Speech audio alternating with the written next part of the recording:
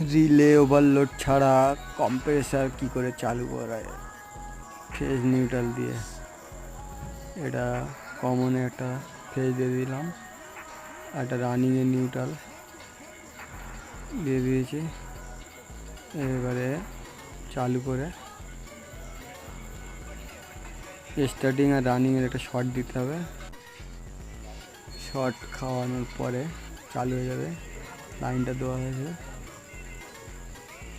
Switch on করেছি। এবার একটা দেখি,